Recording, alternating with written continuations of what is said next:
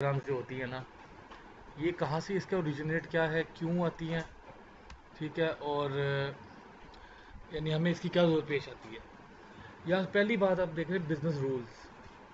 ER diagram कुछ नहीं होती other than your business rule. ये सिर्फ बिजनेस रूल्स होते हैं। आपको इट मीन के बिजनेस का पता होना चाहिए जिस वक्त आप ईआर डायग्राम की बात कर रहे हैं। बिजनेस से क्या मुराद है?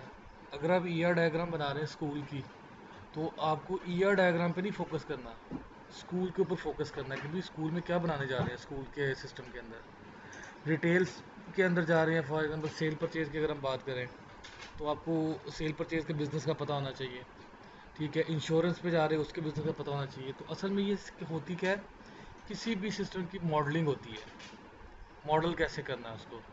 तो मैं जो कोर फोकस जो है ना उन पे करूँगा, जो हमारे मेन ईआर के कंस्ट्रक्ट हैं। एंटिटी, एंटिटी वो चीज़ होती है जिसमें आप सिस्टम के बारे में डाटा रखने जा रहे हैं। फॉर एग्जांपल, अगर आप एक यूनिवर्सिटी के अंदर सिर्फ रजिस्ट्रेशन और कोर्सेज को कंप्यूटराइज करने जा रहे हैं, तो आपको इस यूनिवर्सिटी में सिर्फ वो नाउन फाइंड करने हैं जो इनसे रिलेटेड है। आपको इसमें एग्जामिनेशन से कोई कंसर्न नहीं, लाइब्रेरी से कोई कंसर्न नहीं, पीएम से कोई कंसर्न नहीं। सिर्फ उन नाउन से कंसर्न है जिसके बारे में डाटा लेने जा रहे हैं। जैसे कोर्स हो सकता है, टीचर हो सकते हैं, स्टूडेंट हो सकते हैं। तो ये हमारे जो है ना वो एंटिटी कहलाती हैं, जिनके बारे में आप डाटा सेव करने जा रहे हैं। और एक एंटिटी की एक एग्जिस्टेंस, जैसे यू आर अ स्टूडेंट, आप एक एग्जिस्टेंस है, आप एंटिटी के इंस्टेंस कहलाएंगे। कि आप कहलाते हैं जी मैं स्टूडेंट एंटिटी का इंस्टेंस हूँ, ठीक है। CS403 कोर्स एंटिटी का इंस्टेंस है, ठीक है। डॉक्टर नवीद मलिक वो टीचर एंटिटी का इंस्टेंस है। तो ये दोनों चीज़ों क्लियर हो गई ना। और उसकी जो डाटा उसके बारे में आप सेव करने जा रहे हैं ना, वो उसके एट्रीब्यूट कहलाते हैं। एज, नेम, ठीक है, मैरिड है नहीं है, पाकिस्तानी है, ठीक है, नॉन पाकिस्तानी, मुस्लिम है, नॉन मुस्लिम है, ये सारे उसके एट्रीब्यूट हैं। आप लोग ऊप पढ़ रहे हो ना, तो ऊप और ईआर डायग्राम ये एक ही कॉन्सेप्ट है। वो प्रोग्रामिंग में है, ये डाटा में है, ठीक है। एंटिटी ऊप के अंदर क्लासेस होती हैं, और ईआर डायग्राम के अंदर जो है हमारी ये एंटिटी होती है। एट्रीब्यूट वही सेम है जैसे उधर होते हैं और इधर ये चीज़ है। और तीसरी चीज़ आ जाती है डाटाबेस के टेबल। टेबल्स, क्लास, एंटिटी, तीनों एक ही चीज़ है, तीन डिफरेंट जगहों पे। और एट्रीब्यूट, कॉलम्स, ये सारे एक ही चीज़ का नाम है, तीन डिफरेंट लोकेशंस पे, ठीक है। 3 टियर स्कीमा पढ़ा हुआ ना आपने, आंसी स्पार्क स्कीमा, ये वही चीज़ आ जाती है एक हिसाब से, ठीक है। तो ये कुछ चीज़ें थी हमारे पास जो आपको कल हमने काफ़ी डिटेल में डिस्कस की थी। अभी मैं जस्ट गो थ्रू कर रहा हूँ, क्योंकि आई होप कि ये चीज़ आपने पढ़ी नहीं। अब ये आपको डिफरेंट डिफरेंट आपको एंटिटीज़ नज़र आ रही हैं जो स्केयर के अंदर है। Supplier, shipment, item, customer. अब ये क्या है, ये जब तक आपको इसका बिजनेस का नहीं पता होगा आप ये समझ नहीं सकते। या अगर आपको ईआर डायग्राम को पढ़ना आ गया तो आप इसका बिजनेस समझ सकते हैं। दोनों वे जो है ना वो यूज़ होते हैं। एक बंदे को ईआर आती है, उसको उसका यानी कि ईआर को पढ़ना आता है, वो उसका बिजनेस समझ सकता है। और एक बंदे को बिजनेस का पता है, वो उसकी ईआर बना सकता है, ये याद रखिएगा। अब ये जो सामने आपको नज़र आ रही है, इस केस में आपको क्या ईआर या बिजनेस दोनों में से कोई एक चीज़ पता है?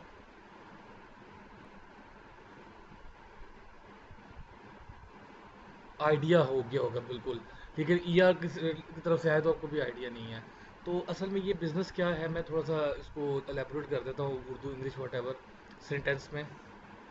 बिज़नेस ये है कि ये किसी भी शॉप की, एक शॉप का एक सिस्टम है जिसमें वो किसी बंदे से चीज़ें ख़रीदते हैं, ठीक है। और जब वो चीज़ें ख़रीदते हैं तो वो जो कार्गो आता है ना उसको भी पे करते हैं। जैसे किसी ने रेडी पे मंगवाया है, किसी ने ट्रक पे मंगवाया है, ठीक है, किसी ने डीएचएल को चार्जेस दिए हैं, शिपमेंट की बात कर रहा हूँ, ठीक है। उसके बाद वो प्रोडक्ट जो है, वो आइटम जो है, वो यूज़ होता है कोई प्रोडक्ट बनाने में। जैसे फॉर एग्जांपल बंदे ने आइटम मंगवाए हैं, सीपीयू हो गया, रैम हो गई, ठीक है, ये डिफरेंट प्रोडक्ट आइटम मंगवाए हैं, और उस आइटम को मिला के वो कंप्यूटर बनाता है, ठीक है। तो वो प्रोडक्ट बनाता है, और वो प्रोडक्ट जो है ना कस्टमर ऑर्डर करता है। तो ये इतना सा सिस्टम है इसका, समझ लगी आपको ये चीज़ की? ठीक है, अब ज़रा ईयर को अभी भी भूल जाएं। अब आप मुझे ये बताएं, क्या एक सप्लायर एक से ज़्यादा बंदे को शिपमेंट भेज सकता है? हाँ भेज सकता है ना, तो इट मीन कि एक सप्लायर मैनी शिपमेंट भेज सकता है। तो अब ये बताएं, वो जो एक मेरी शिपमेंट है, वन शिपमेंट, फॉर एग्जांपल मैं ज़रा डाटा भी साथ यहाँ बताऊँ। मेरा एक सप्लायर है, नहीं ठहर, यहाँ नहीं,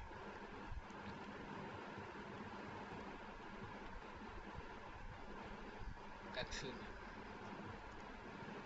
ये मेरा एक सप्लायर है ABC कंप्यूटर, ठीक है, और एक मेरा सप्लायर है XYZ कंप्यूटर, और ये कुछ मेरी शिपमेंट है यहाँ पे, सॉरी, ये शिपमेंट नंबर 1, मैं कहता हूँ जी शिपमेंट है ए शिपमेंट, ठीक है, नंबर 2 B शिपमेंट। इस शिपमेंट के अंदर, शिपमेंट का क्या मतलब होता है कि आपने एक डब्बा, एक पैकेट किसी को बेचना है, अब उसके अंदर बहुत सारे आइटम हो सकते हैं ना जी। हम, मैंने कहा जी मेरी शिपमेंट क्या है जी, शिपमेंट है जी आपका ये डब्बा आपका, इसके अंदर मैंने 10 रैम भेजी हैं, 15 प्रोसेसर भेजे हैं, 6 मदरबोर्ड भेजे हैं, तो this is your one shipment, ठीक है। तो शिपमेंट के अंदर हम कहते हैं जी, अगर मैं एक शिपमेंट की बात करूँ, तो शिपमेंट नंबर अगर मेरी सपोज इसको मैं कहता हूँ S1 कर देता हूँ ज़रा आसानी के लिए, शिपमेंट 2, तो मैं कहता हूँ जी मेरे पास कुछ आइटम भी है, I1 CPU,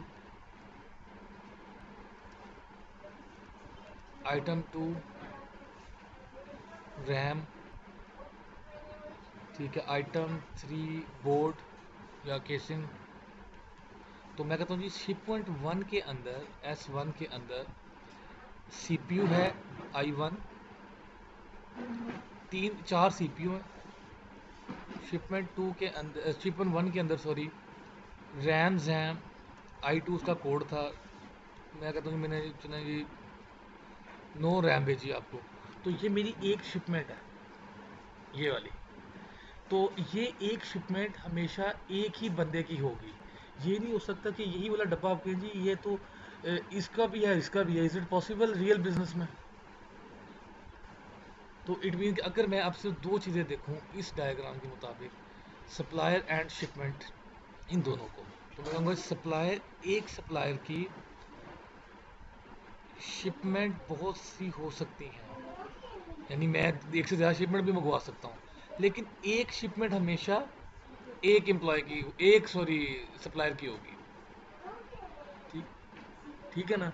यानी कि आपने अगर एक चीज़ मंगवाई है, आप घर में फॉर एग्जाम्पल दो बहनें रह रही हैं, ठीक है, आपने कोई चीज़ मंगवाई है, तो वो शिपमेंट आई है, वो शिपमेंट किसी एक की होगी दोनों में से, ये नहीं हो सकता कि वो दोनों की हो शिपमेंट।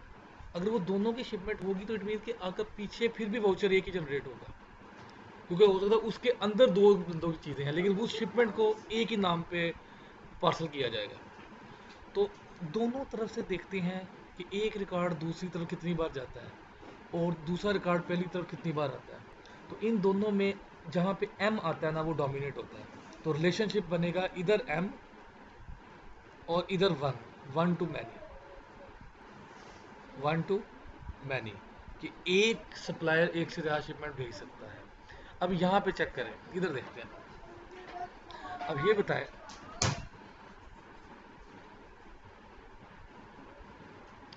बताएं कि एक शिपमेंट के अंदर, अब शिपमेंट की बात करें, एक शिपमेंट में एक से ज़्यादा रैम हो सकती है?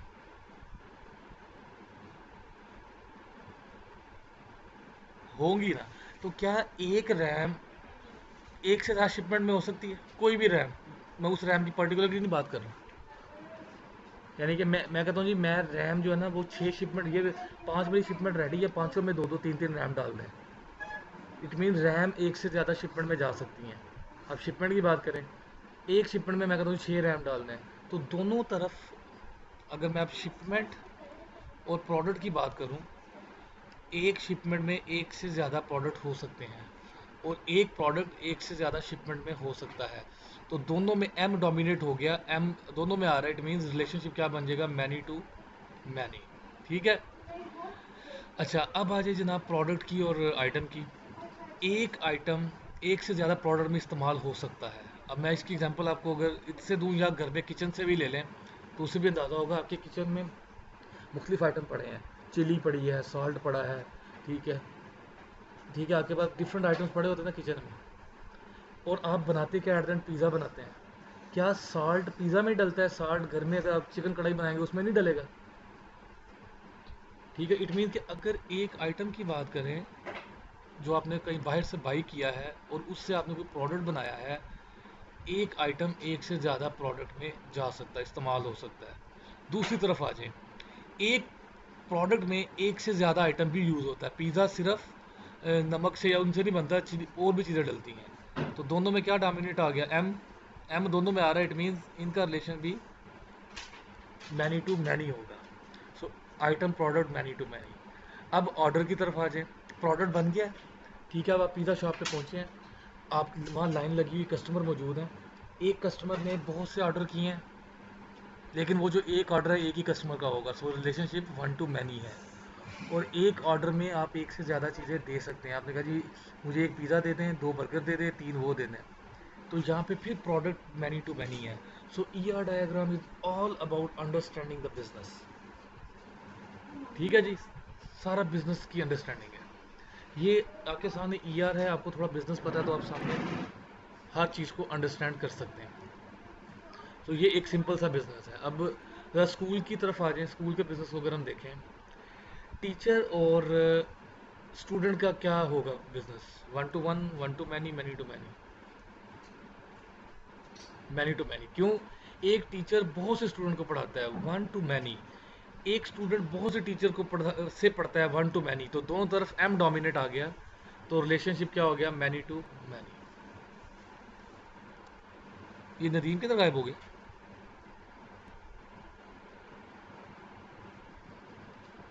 उसका नेट लगता है बंद हो गया।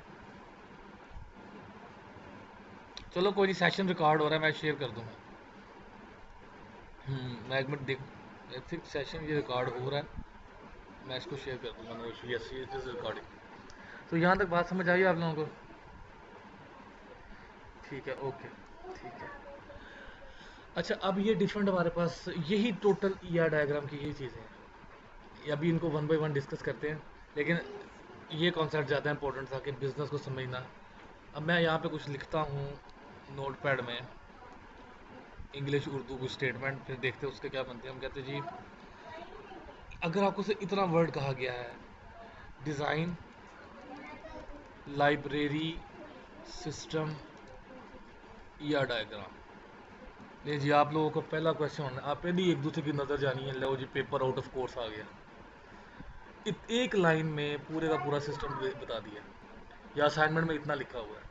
समटाइम ये लिखा होता है, जब आपकी बात आती है ना, जब आप इंडस्ट्री में सॉफ्टवेयर हाउसेस में काम करते हैं, तो आपको इस तरह की स्टेटमेंट मिलती है जी, एक लाइब्रेरी सिस्टम बनाना है, बस कस्टमर को ये पता है।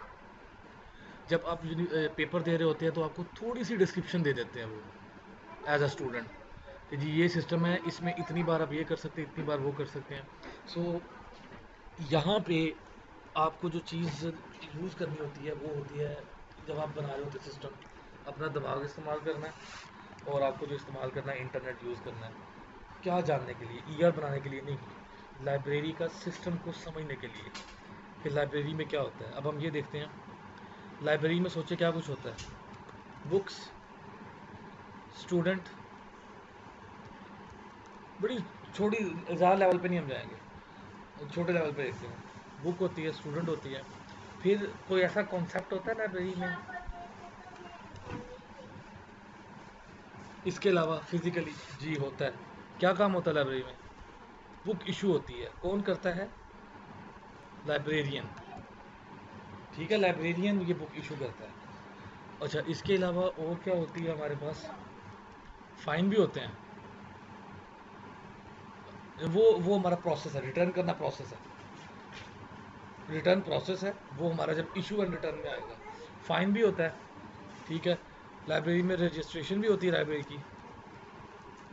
डन। अब ज़रा इसकी अगर ईयर बनाने की कोशिश करें, इनका आपस में रिलेट करें, एक बुक बहुत से स्टूडेंट को हम कर सकते हैं इशू, स्टूडेंट बुक।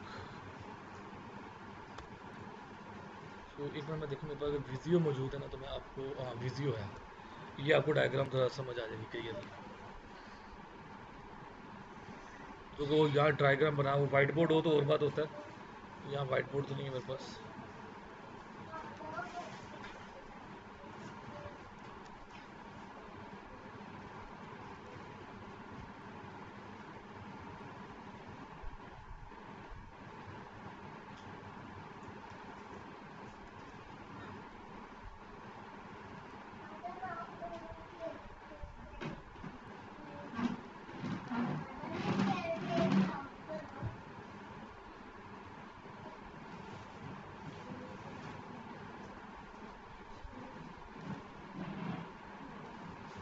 नहीं, इसमें ऑप्शन नहीं आ रहा। चलिए हाँ यहीं पे ट्राई करता हूँ। एक स्टूडेंट बहुत सी बुक्स इशू करवाता है, ठीक है जी, और एक बुक बहुत से स्टूडेंट को इशू होती है। सो रिलेशनशिप हमारा हो गया, क्या बना इन दोनों का, बुक और स्टूडेंट, मैनी टू मैनी, ठीक है। अब यहाँ पे क्या होती है, इशू होती है। इशू एक प्रोसेस है, ठीक है। तो अगर मैं ये डायग्राम में देखूँ ना, मुझे समझ ना, I am just missing white board and marker. चलिए यहाँ पे मैं बनाने की कोशिश करता हूँ। ले जी, इधर कुछ बन जाएगा। ये जी, यहाँ पे आ गया स्टूडेंट, यहाँ आ गई बुक, ठीक है। और अब हम आते हैं यहाँ पे, स्टूडेंट और बुक असल में कौन सा प्रोसेस को देख रहे होते हैं, इशू करने के, ऐसे ही इशू करते हैं, ठीक है। तो अगर इसको हम यहाँ पे बनाएं तो ये बनेगा हमारा मैनी टू मैनी, बना देंगे हम इसको, और मैनी टू मैनी का यही सिंबल होता है।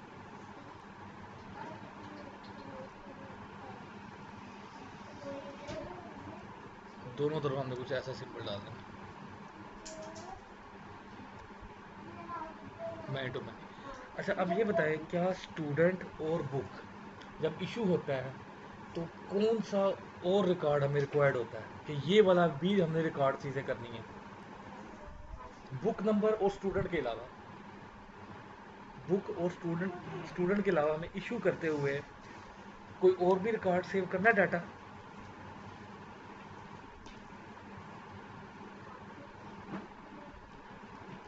स्टूडेंट का डाटा तो हमारे पास अलग पड़ा होता है ना, स्टूडेंट का डाटा किसी स्टूडेंट के टेबल में पड़ा होगा, बुक का डाटा किसी बुक के टेबल में पड़ा होगा।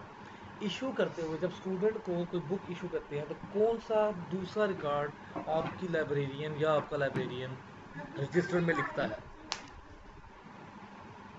वो तो आपकी रजिस्ट्रेशन हुई होगी तो आपको बुक इशू होगी ना।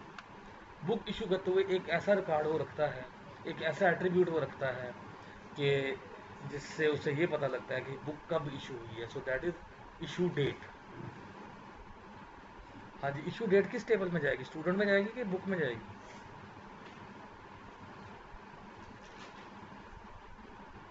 नहीं, बुक में नहीं जाएगी। अब याद रखिएगा ये वो चीज़ें हैं, बुक में जाएगी तो इट मीन कि एक एक बुक तो 200 बंदों को इशू होगी, तो कितनी बार मैं लिखूंगा वहाँ पे, रिकॉर्ड डुप्लीकेट नहीं होगा।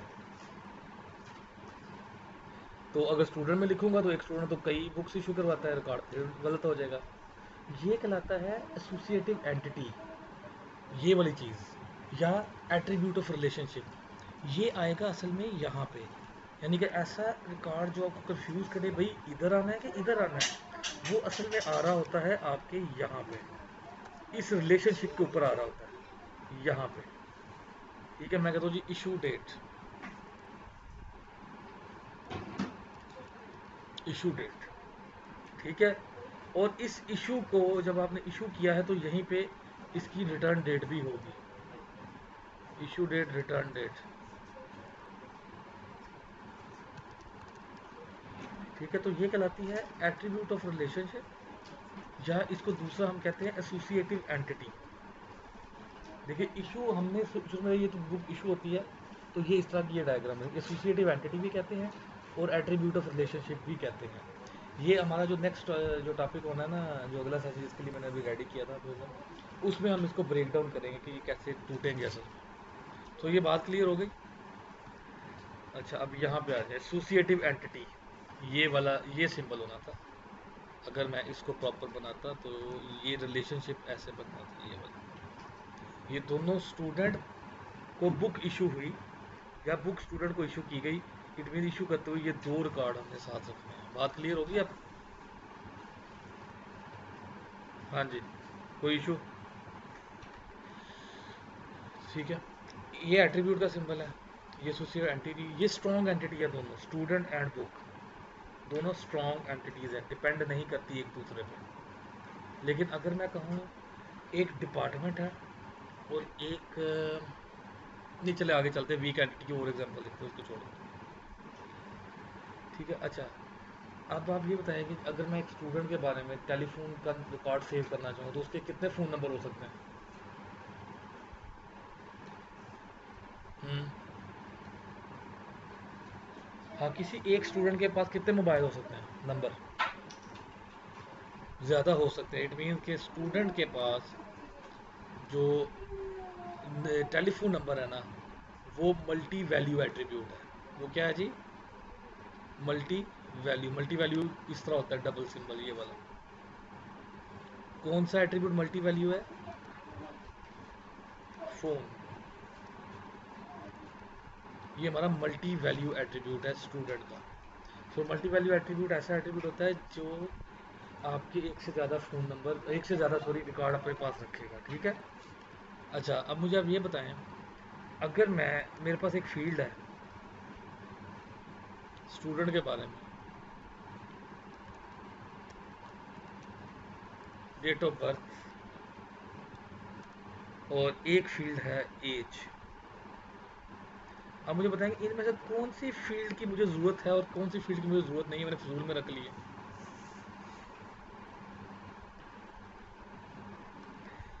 डेट ऑफ बर्थ और एज दो फील्ड है एक स्टूडेंट के बारे में। इनमें से एक फील्ड ना गलत किया, मुझे नहीं रखनी चाहिए थी, एक ही काफ़ी थी। वो कौन सी है?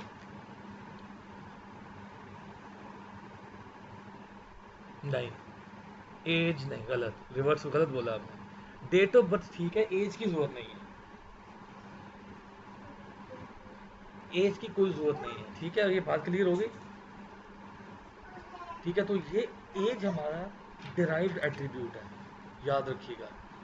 डिराइव्ड, तो वो डिराइव्ड एट्रीब्यूट हम डिनोट करते हैं इसके साथ, ये डॉटेड के साथ। ये अगर किसी एट्रीब्यूट के ऊपर डॉटेड लगा इट मीन कि वो किसी और एट्रीब्यूट से ड्राइव हो रहा होगा। तो एज ड्राइव हो रही है आपकी डेट ऑफ बर्थ से। तो डाटाबेस में हम डिराइव्ड कॉलम नहीं रखते, याद रखिएगा। जब अभी डाटाबेस में जाके इसको टेबल बनाएंगे ना, तो ये कॉलम स्किप हो जाएगा, क्योंकि डेट ऑफ बर्थ से आप डेट निकाल सकते हैं। डन हो गया? ओके जी। अब कुछ और देखते हैं। ये अब आपके कुछ और बिजनेस है एक।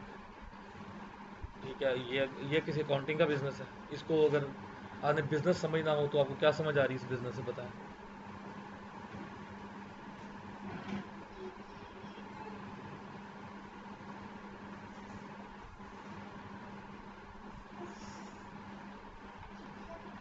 अच्छा, अब ये देखिए ये क्या चीज़ है। ये आप ये कहते हैं कुछ इन अप्रोप्रिएट एंटिटीज हैं। ठीक है। वो कैसे? असल में ये नीचे वाली अप्रोप्रिएट एंटिटी थी कि एक अकाउंटेंट एक्सपेंस को मैनेज करता है। ये ट्रेजरी तो एक रोल है सिस्टम का। ठीक है, ट्रेजरी एक रोल है, एक्सपेंस रिपोर्ट एक रिपोर्ट है। तो आपने ऐसे ही एक्स्ट्रा एंटिटी बना दी, जरूरत ही नहीं थी। एक अकाउंटेंट जो होता है वो ट्रेजरी होता है, वो एक रोल है सिस्टम का, यूज़र है। अकाउंटेंट आया, उसने बहुत सा एक्सपेंस कर दिया, बस। वो एक्सपेंस से रिपोर्ट बनती जितनी मर्जी बना लें। सो ये इन अप्रोप्रिएट एंटिटीज है ऊपर वाली। तो ये भी आपको देखना पड़ता है कि ये जब आप दो तीन चार डायग्राम बनाते हैं, दो तीन बिजनेस को स्टडी करते हैं, तो आपको अंदाज़ा होता है अच्छा अच्छा बिल्कुल सही हुआ, इसकी तो ज़रूरत ही नहीं है। ये चीज़ें फिर आपको खुद ही समझ आना शुरू हो जाती है। क्योंकि एक्सपीरियंस जो होता है ना, वो सबसे बड़ा जो है ना आपके पास हथियार होता है। किसी भी चीज़ का एक्सपीरियंस, पढ़ने का एक्सपीरियंस, ठीक है, किसी केस स्टडी का एक्सपीरियंस, वो आपका सबसे बड़ा हथियार होता है। कि वहाँ से एक्सपीरियंस से मुझे अंदाज़ा हुआ कि भाई एक्सपेंस रिपोर्ट तो एंटिटी नहीं है, ये तो एक किस्म की रिपोर्ट है, जितनी बड़ी रिपोर्टें बना लें आप। ठीक है, तो ये बात समझ आ गई। एट्रीब्यूट्स हमने देख लिए हैं कि हाँ जी, अब आप उसको देखेंगे, मेरी ये वीडियो आप दोबारा सुन सकते हैं जब भी अभी हम डिस्कशन में हैं। और मेरे ख्याल अब सिर्फ आप रह गए डिस्कशन में, बाकी सारे भाग गए हैं। पता नहीं किधर गए उनके नेटवर्क। चले कोई बात नहीं, रिकॉर्डिंग है ना हमारे पास, तो वो बाकी उसको सुन सकते हैं। ओके जी, single value attribute, multi value attribute, वो आपने देख लिया अभी कि कौन कौन से होते हैं हमारे पास। आइडेंटिफायर को देखते हैं क्या चीज़। आइडेंटिफायर ऐसा एट्रीब्यूट होता है जो किसी एक सिंगल रिकॉर्ड को आइडेंटिफाई करे, यानी उस वैल्यू से हम पहचान सकें कि इस तरह की दूसरी कोई वैल्यू इस एंटिटी में नहीं होगी। फॉर एग्जांपल, अगर मैं कहूँ कि तैयबा एक नाम है, क्या आप पहचान सकें कौन सी तैयबा है? अगर मैं कहूँ तैयबा फ्रॉम लाहौर, क्या आप पहचान लेंगी कौन सी तैयबा है? फिर भी नहीं। तैयबा फ्रॉम लाहौर फ्रॉम वर्ची यूनिवर्सिटी, फिर भी नहीं। ठीक है, लेकिन मैं कहता हूँ Tayyaba NIC number is this, तब पहचाना जा सकता है क्योंकि NIC is unique, ID card एक यूनिक है। सो NIC हमारा एक आइडेंटिफायर है। ठीक है, ड्राइविंग लाइसेंस एक आइडेंटिफायर है, पासपोर्ट नंबर एक आइडेंटिफायर है। हाँ जी, ये हाँ सिंगल, यानी एक रिकॉर्ड से स्पेसिफाई हो सकता है कि यही बंदा है। थंब रिकॉग्निशन एक आइडेंटिफायर है, पता लगेगा ये थंब किसी और बंदे का नहीं हो सकता। जी बिल्कुल। लेकिन एक ये आईडी ऐसा होना चाहिए जो खाली भी ना छोड़ा जा सके। अगर मैं स्टूडेंट की एंट्री रिकॉर्ड बना रहा हूँ, मैं NIC का एट्रीब्यूट ले लेता हूँ एज आइडेंटिफायर, तो मैं गलत कर रहा हूँ, क्योंकि NIC तो 18 ईयर की एज में जाके बनता है। ठीक है, तो हमें ऐसा एट्रीब्यूट चूज़ करना होता है जो कि यूनिक हो।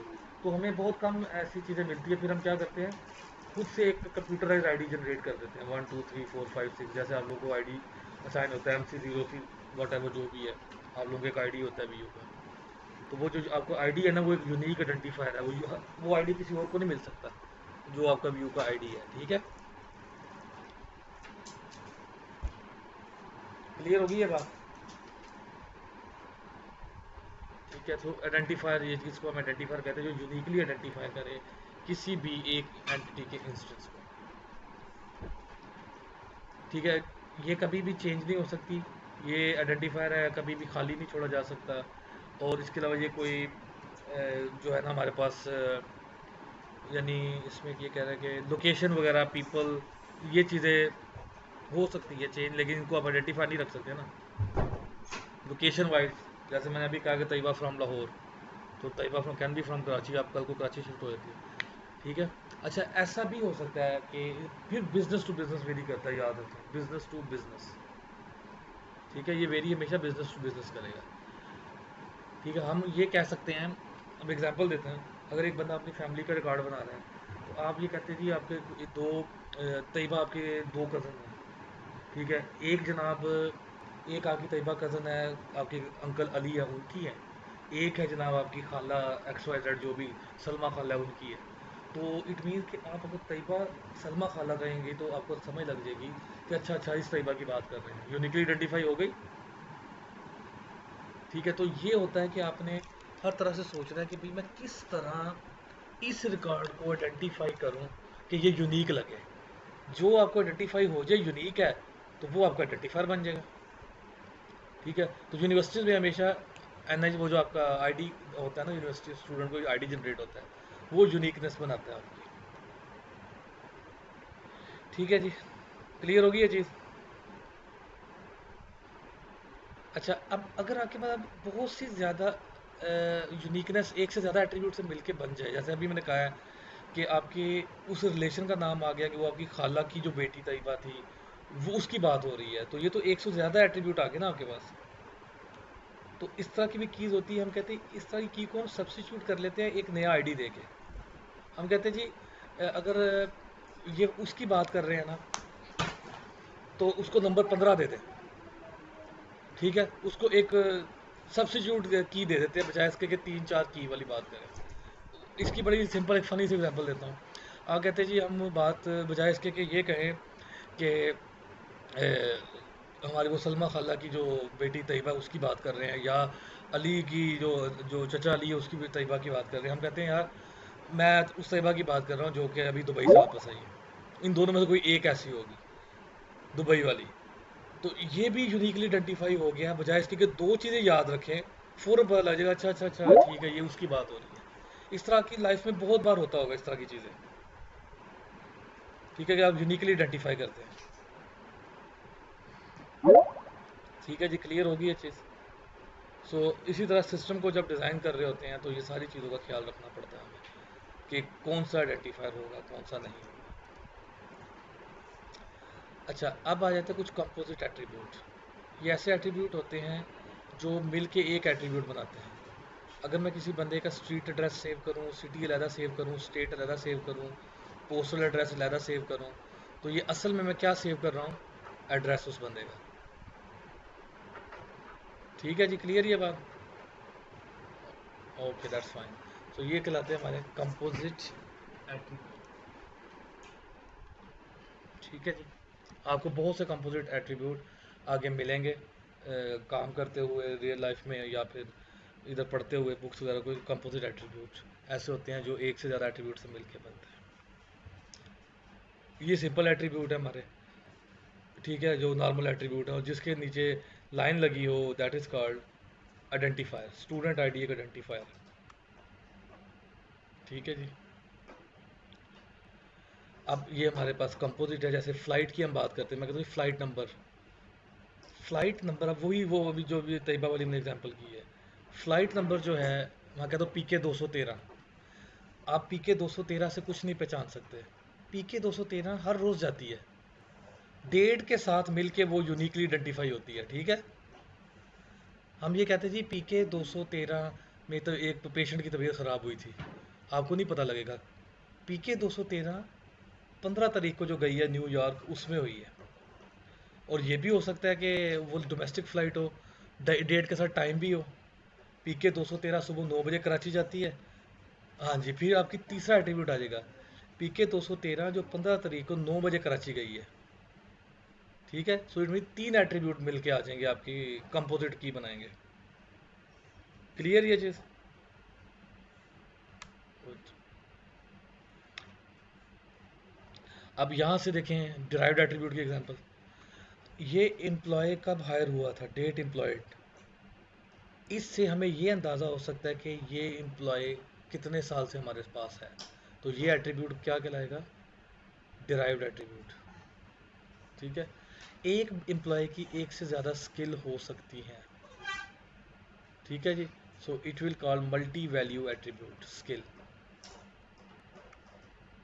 Derived attribute, multi value attribute. और ये आपका व्हाट्स रॉन्ग विद दिस, ये हमारा एक नॉर्मल प्राइमरी की है, ये एक प्राइमरी की एट्रीब्यूट कहलाएगा। ठीक है, सो 2 4 5 6 डायग्राम्स को पढ़ेंगे तो आपको खुद ही अंदाज़ा होगा, अच्छा इसको प्राइमरी की बना दें, ये ड्राइव्ड होगा, ये खुद ही अंदाज़ा हो जाता है इन चीज़ों का। ये एक ऐसा एट्रीब्यूट है जो कि आपका मल्टी वैल्यू भी है और कंपोजिट भी है। फॉर एग्जांपल पेट्रोल प्राइस की एग्जांपल लें। पेट्रोल प्राइस, मैं कहता हूँ जी 60 रुपये पेट्रोल है, कब है? इफ़ेक्टिव डेट यकम से या यकम जुलाई से। पेट्रोल प्राइसेस 65 है, कब है? यकम अगस्त से। ठीक है, प्राइस मल्टीपल भी है लेकिन मल्टी वैल्यू भी है, सॉरी कंपोजिट भी है, मल्टी वैल्यू भी है और कंपोजिट भी है। ठीक है जी, this is very very important ये सारे कॉन्सेप्ट। इसके बगैर अगर आप सोचें ना कि हमने एसक्यूएल सर्वर इंस्टॉल करके उसके ऊपर क्यूरियाँ लिख देनी है और असाइनमेंट कर लेनी है और पेपर पास कर देना, तो दिस इज़ लाई, वाइट लाई। ये नहीं हो सकता। ये कॉन्सेप्ट है, इसी इसी को तो हमें ब्रेक करना है आगे टेबल में। मैं ऐसे ही नहीं कहता 4 सब्जेक्ट या 5 के बारे में। इन 5 सब्जेक्ट को अगर आप लोग जो है ना इसकी चीटिंग नहीं करते, निंग से कॉपी नहीं करते, किसी स्टूडेंट की असाइनमेंट नहीं लेते, तो दुनिया की कोई ताकत आपको किसी अच्छी कंपनी में जॉब डिग्री कंप्लीट होते से ही नहीं रोक सकती। वो है ये डेटाबेस, CS 201, 304, 301। ये वो 4 सब्जेक्ट हैं, और उसके बाद फिर या जावा पढ़ ले या सी शार्प पढ़ ले या PHP पढ़ ले, कोई एक लैंग्वेज उठा ले। लेकिन ये वो 4-5 सब्जेक्ट हैं जिनको फेल होते हैं 200 बार हो जाए, इसके साथ अपने आप के साथ जाती ना करें इन सब्जेक्ट के साथ। अच्छा, अब हम बात करते हैं आगे। रिलेशनशिप के एट्रीब्यूट्स भी होते हैं जो हमने पहले कुछ कर चुके हैं। डिग्री ऑफ रिलेशनशिप, 3 किस्म की डिग्री होती है, अभी सारा देख चुके हैं आप, ज़रा थोड़ा सा इसको देख लें। एक यूनरी होता है, यूनी रिलेशनशिप सिंगल। एक बाइनरी होता है जिसमें 2 एंटिटीज आ जाती हैं, और एक टर्नरी होता है जिसमें 3 आ जाती हैं। अभी तक आपने सारे बाइनरी देखे हैं, स्टूडेंट टीचर, ठीक है, पार्ट्स और शिपमेंट, आइटम और प्रोडक्ट्स, ये सारे क्या बाइनरी, दो दो एंटिटीज थी। कभी यूनरी सोचा है? सिंगल एंटिटी हो, रिलेशनशिप भी हो, क्या हो सकता है? एक ही एंटिटी हो और रिलेशनशिप अपने आप के साथ भी हो।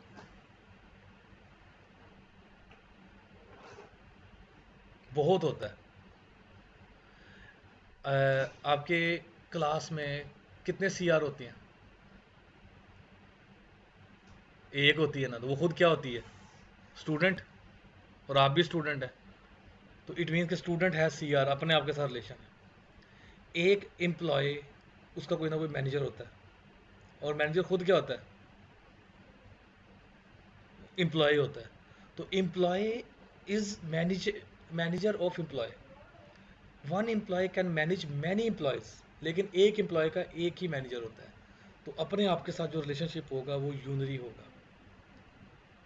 जैसे ये इस तरह लिखा जाएगा यूनरी, एम्प्लॉय मैनेजेस एम्प्लॉय, अभी एग्जांपल आगे आती है। बाइनरी आपने बहुत से देखे हैं। टर्नरी आपने, ये एक टर्नरी है जिसमें 3 एंटिटीज इन्वॉल्व होंगी, स्टूडेंट, टीचर, कोर्स।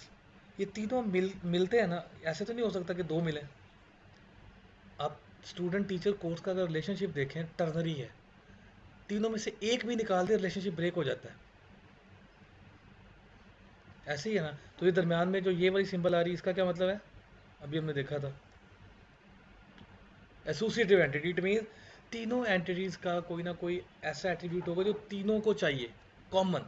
समझ नहीं आ रही कहाँ डालना है हमने, तो वो हम एसोसिएटिव एंटिटी में डाल देते हैं। ठीक है, अभी एग्जांपल आगे चलते हैं तो देखते हैं इसके। ये अच्छा हो गया, ये सेशन रिकॉर्ड हो गया। जो जिस सेशन के लिए अभी मैंने स्टार्ट किया था ना, वो अब बाद में हो जाएगा, ताकि बाकी ये सेशन सुन लें, तो फिर अगले सेशन में आ जाएंगे। ये बाइनरी, ये टर्नरी, 3 एंटिटीज। कार्डनैलिटी क्या होती है? 1 to 1। अभी ये कार्डनैलिटी की बात करेंगे। जो हम पहले बात कर चुके हैं, एक एंटिटी दूसरी एंटिटी के साथ कितनी बार आएगी। 1 to 1 को नहीं देखा अभी तक हमने। कोई एग्जांपल है 1 to 1 की?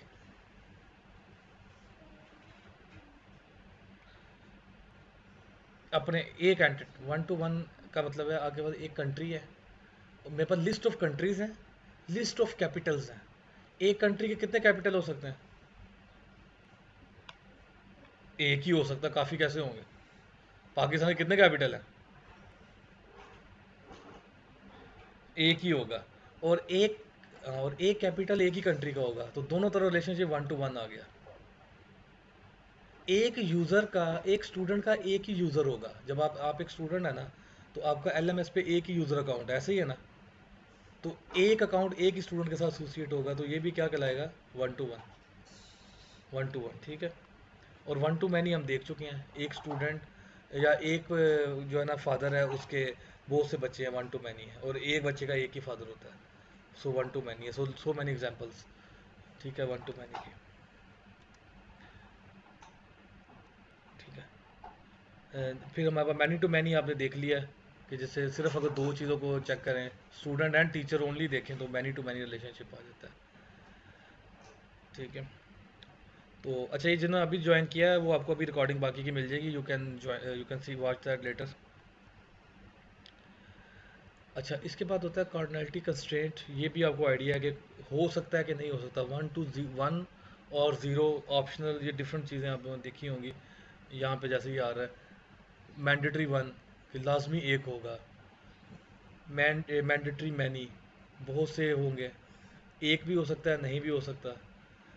यानी और इसमें बहुत से हो सकते हैं, या शायद कोई भी ना हो। तो ये चीज़ें डिफरेंट आती है, और ये कहाँ से आ रही हैं? ये बिज़नेस से आ रही हैं हमेशा। ये कोई और बंदा आपको नहीं दे सकता। ये एग्जांपल है, 1 person मैरिड टू 1 person। ये अभी 1 to 1 है, जो कि हमारे केसेस में नहीं भी हो सकता, सोसाइटी पर डिपेंड करता है। One employee manage many employees, तो ये वन टू, ये unary one to many relationship है। ये वन टू वन है, one to many, many to many, एक स्टूडेंट बहुत से कोर्सेज पढ़ता है। ये सारी चीज़ें अभी देख चुके हैं, हम डिस्कस कर चुके हैं ज़रा थोड़ी सी। ठीक है, ये आपका टर्नरी आ गया। हमने कोर्स टीचर की एग्जांपल ली थी और स्टूडेंट की तीसरी एग्जांपल ये है। पार्ट का मतलब है कोई चीज़ आपने ख़रीदी है, किसी वेंडर से ख़रीदी है और ख़रीदने के बाद किसी भी अपने स्टोर में जाके रख दी है। ठीक है, तो ये हमारा टर्नरी रिलेशनशिप है कि आपने फॉर एग्जांपल आप कहते हैं जी हमने जो है ना 2000 रैम ख़रीदी हैं, वो हमने IS कंप्यूटर से ख़रीदी हैं और जाके हमने लाहौर वाले अपने स्टॉक रूम में रख दी हैं। तो ये तीनों मिलके एक बनाएंगे और इसके ऊपर ये जो चीज़ आ गई एसोसिएटिव एंटिटी या attribute of relationship, shipping mode और यूनिट कॉस्ट, ये आ जाएंगी। तो ये हम देखेंगे कैसे ब्रेक डाउन करते हैं, जो हमारा नेक्स्ट सेशन है उसमें ये चीज़ें हमने जो है ना वो हमने ब्रेक डाउन कर देनी है उसके अंदर इन चीज़ों को। तो जब हम ब्रेक डाउन करेंगे इन चीज़ों को तो फिर हमें अंदाज़ा ये होगा कि टेबल क्या रह गया हमारे पास। ब्रेक डाउन करते ही हमारे पास टेबल बच जाएंगे, वो टेबल एज इट इज़ उठाने होते हैं, SQL के अंदर जाके क्रिएट स्टेटमेंट लिख देते हैं। ठीक है, तो वो हम देखेंगे। यानी अगर आपसे कोई ये कहे, ये सामने आपके एक मैंने ER डायग्राम दी है, चलो मुझे टेबल बना के दिखाओ, तो इंशाल्लाह हमारा जो अगली कॉन्फ्रेंस है उसके अंदर आपको इन चीज़ों का अंदाज़ा हो जाएगा कि क्या कितने टेबल बनेंगे, कौन किसके साथ फॉरेन की करेगा, कौन किसके साथ प्राइमरी की करेगा। So that is very very important section जो हमारा नेक्स्ट सेक्शन है। तो उससे पहले ये मैं रिकॉर्डिंग आपको भेज दूंगा, जिसने अभी इसको दोबारा सुनना है या जिन्होंने अभी ज्वाइन किया है वो शुरू से इस चीज़ को सुन सकते हैं, ताकि अगले सेशन के लिए वो रेडी हो जाए। अच्छा, अब इसमें ये क्या चीज़ है हमारे पास, basic relationship with only maximum cardinalities. अच्छा जी ठीक है, मूवी वो बाकी डिफरेंट एग्जांपल है, पढ़ लीजिएगा इसको, बुक भी पढ़ेंगे ना उसमें आपके पास लिखी हुई है सारी। ये इसने ये एग्जांपल दिए कि ये बंदे वन टू वन मैरी, जैसे Kathy marry with Mac, Shirley marry with Alice, और इस तरह वन टू वन रिलेशनशिप की ये एग्जांपल है। बिल्कुल ये डाटा है आपके। ठीक है, ये आपका आ गया टर्नी रिलेशनशिप। ये अब आपका आ गया यूनि रिलेशनशिप, जिसमें एक्स्ट्रा एट्रीब्यूट भी है, आइटम हैज़ कंपोनेंट। जैसे मेरा एक कंप्यूटर बनाया है, वो खुद भी एक आइटम है, लेकिन कंप्यूटर जो मेरी 7-8 चीज़ों से मिलके बनता है। ठीक है, उसमें हम ये कहते हैं जी एक कंप्यूटर में मैंने एक मदरबोर्ड लगाया है, 4 रैम लगाई हैं 4-4 GB की। ठीक है, एक मेरा लैन कार्ड और डिफरेंट चीज़ें लगी हैं। सो ये डिफरेंट इसकी एग्जांपल है। ठीक है, अब ये आपके पास जब बढ़ाते जाए एंटिटीज़ को मिलाते जाएँ आपस में, थोड़ी बड़ी ER डायग्राम हो गई। एक एम्प्लॉय मैनेज भी कर रहा है एम्प्लॉयज़ को, एक एम्प्लॉय काम करता है किसी डिपार्टमेंट में और एक एम्प्लॉय डिपार्टमेंट को भी मैनेज कर रहा है। और इसमें देखें दो वन टू मैनी नज़र आ रहे हैं, एक वन टू वन नज़र आ रहा है। एक डिपार्टमेंट का हमेशा एक ही हेड होता है, सॉरी, एक डिपार्टमेंट एक एम्प्लॉय एक ही डिपार्टमेंट में होगा, ये देखें वन टू वन। ठीक है, और एक डिपार्टमेंट में बहुत से एम्प्लॉयज़ हो सकते हैं। ये मैनेज कर रहा है, सॉरी हायर नहीं है, ये वर्क है, ऊपर वाला वर्क है। एक डिपार्टमेंट में मैनी एम्प्लॉय वर्क्स करते हैं, लेकिन एक पूरे डिपार्टमेंट का एक ही हेड होगा, एक वन टू वन, और एक एम्प्लॉय सुपरवाइज करता है बहुत सारे मैनेजर्स को। ये आपकी ER डायग्राम इस तरह इनहेंस होती जाती है। ठीक है, ये प्रोफेसर और कोर्स की भी एग्जांपल देख लें। इसमें वो कह रहा है जी एक प्रोफेसर बहुत से कोर्सेज पढ़ाता है और एक प्रोफेसर के और कोर्सेज स्केड्यूल भी किए होते हैं सेमेस्टर वाइज, के अगले सेमेस्टर में तुमने ये बनाना है, अगले में तुमने ये पढ़ाना है। और साथ क्या लिखा हुआ है, फोर। फोर का क्या मतलब है कि एक प्रोफेसर 4 से ज़्यादा कोर्स नहीं पढ़ा सकता। अगर इस तरह का 7 नंबर लगा आ जाए ना, तो इसका ये मतलब होता है कि लिमिट कर दिया, 4 कोर्स, 3 कोर्स, इतने रिकॉर्ड हो सकते हैं। मैनी तो हैं लेकिन मैक्सिमम 4। हाँ जी, लिमिट बता दिया। ठीक है, ये कुछ थोड़ी सी और एग्जांपल्स बड़ी की हुई हैं, तो वो आप लोग बाद में देख सकते हैं। स्ट्रॉन्ग एंटिटी, वीक एंटिटी, इसकी मैं एग्जांपल देता हूँ। एक बंदा एम्प्लॉय है, उसके डिपेंडेंट है उसके बच्चे। अगर एम्प्लॉय नहीं है तो डिपेंडेंट भी नहीं है, तो एम्प्लॉय एक स्ट्रॉन्ग एंटिटी है और डिपेंडेंट एक वीक एंटिटी है। एम्प्लॉय का रिकॉर्ड अगर आप डिलीट कर देते हैं तो डिपेंडेंट की कोई एग्जिस्टेंस रहनी ही नहीं चाहिए। ठीक है जी, क्लियर ये चीज़। तो ये आपका स्ट्रॉन्ग एंटिटी, वीक एंटिटी, कि अगर कोई एंटिटी दूसरी एंटिटी के बगैर एग्जिस्ट कर सकती है तो वो स्ट्रॉन्ग है, अगर नहीं कर सकती तो वो वीक है। स्ट्रॉन्ग एंटिटी, वीक एंटिटी, और आइडेंटिफाइंग रिलेशनशिप का बता ही दिया मैंने आपको। वहाँ यहाँ वो एट्रीब्यूट आते हैं जो आप कंफ्यूज हों कि ये एम्प्लॉय में जाएगा कि डिपार्टमेंट में जाएगा, एम्प्लॉय में जाएगा कि डिपेंडेंट में जाएगा। ठीक है, जहाँ पे आपको ये कन्फ्यूजन हो किसी रिलेशनशिप में, तो वो आपके उस एट्रीब्यूट के ऊपर आ जाते हैं आइडेंटिफाई रिलेशनशिप में। ठीक है, ये एसोसिएटिव एंटिटी की एग्जांपल देख लें। एसोसिएटिव एंटिटी की एग्जांपल देख लें। एम्प्लॉय कोई सी भी कोर्स को सर्टिफाई करता है तो उसके साथ क्या चीज़ आती है, सर्टिफिकेशन डेट आ जाती है, डेट कंप्लीटेड आ जाती है। सो अगर एसोसिएटिव एंटिटी की समझ आ गई तो यानी हमें ये नहीं समझ आ रही कि अगर एक एम्प्लॉय एक कोर्स पढ़ता है या सर्टिफिकेट उसका लेता है तो उसकी सर्टिफिकेट डेट एम्प्लॉय में डालें या कोर्स में डालें। कन्फ्यूजन है, जब कन्फ्यूजन आ जाती है तो वो असल में एसोसिएटिव एंटिटी बन जाती है। ठीक है जी, क्लियर क्लियर है। ठीक है, अच्छा उसके बाद ये एक और एग्जांपल है, बीओएम बिल ऑफ मटेरियल। ये अभी हमने 2-3 एग्जांपल में देखा है, मैंने बताया था कि कंप्यूटर बना रहे हैं जो मुख्तलिफ चीज़ों से मिलकर बनता है। ठीक है, 2 रैम डाल दिया है, एक प्रोसेसर डाल दिया है, ठीक है, एक वीजीए कार्ड डाल दिया है। जब ये इस सारे को बिल ऑफ मटेरियल कहते हैं कि एक आपने कंप्यूटर बनाया है एक प्रोडक्ट बनाते हुए, जो कुछ इसके अंदर आएगा ना, that is bill of material. ठीक है, या अगर बड़ी सिंपल एग्जांपल में कहूँ कि अगर कोई शेफ़ वगैरह किचन में कोई चीज़ बना रहा है तो उसके पास डिफरेंट आइटम्स हैं। ठीक है, उसके बाद डिफरेंट आइटम है जिससे मिलके फॉर एग्जाम्पल पिज़्ज़ा बनाया, तो वो जो कुछ मिलके अगर उसका वो कॉस्ट निकालेंगे ना एंड पे कि भी हमने पिज़्ज़े में इतनी ये चीज़ें डाली थी, इतनी वो चीज़ें डाली थी, तो वो असल में बिल ऑफ मटेरियल है कि ये इंग्रेडिएंट मिल के बिल ऑफ मटेरियल बनाते हैं। आइटम लहरा पड़े हैं, वो जब आपकी इंग्रेडिएंट होता है ना, that is called bill of material. Ingredient जो है वो बिल ऑफ मटेरियल कहलाता है। तो इसमें देखिए एग्जांपल है, आइटम जो है उसका ये बिल ऑफ मटेरियल है। तो again I am saying it's all very business to business, ये बिजनेस पे डिपेंड करता है। और बिजनेस अगर आपको समझ आ रहा है किसी चीज़ का तभी आप यह डायग्राम बना सकते हैं, वरना यू कैन नॉट। ठीक है, तो अब मैं ये एंड हुआ, लेकिन इसके लिए जो बुक है ना वो यहाँ पड़ी हुई है, इसी जगह पे आप जाएँ, फिर मैं ये बुक आपको ओपन करके दिखाता हूँ। तो जब ये बुक आप पढ़ोगे, बुक ये है मॉडर्न DBMS, और आई, हाँ ये आगे कोर्स की बुक है मॉडर्न डाटा मैनेजमेंट। मुझे देखने में मेरे पास ये यहाँ पे पड़ी होगी, अगर DBMS personal study material books database,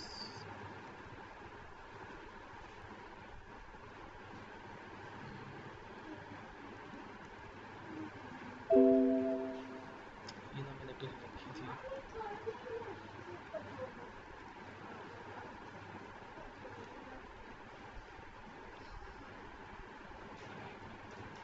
वो आपके उधर आप ले सकते हैं, मैं यहाँ से वो चैप्टर ओपन करना चाह रहा हूँ, ये वाला। हाँ ये वही बुक है जो वहाँ पड़ी हुई है।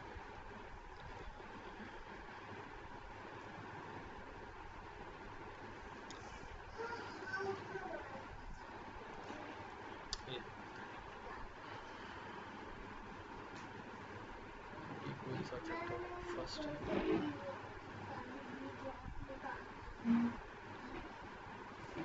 हाँ जी, डाटा चैप्टर 3 में शायद ये हमने देखा है। हाँ ये आपके पास शायद चैप्टर 2 है 10th एडिशन में, स्लाइड के अंदर वो चैप्टर 3 है। सो इसको एक बार आप गो थ्रू करें। इस बुक में राइट साइड पे आपको ये सारा कुछ बड़ा अच्छा मिल जाएगा, जो अंदर लिखा हुआ ना यहाँ पे राइट साइड पे, उसमें डिटेल में बता रही है मैं अंदर क्या डिस्कस कर रहा हूँ। सो ये वाला थर्ड में मुझे देखेंगे क्या है।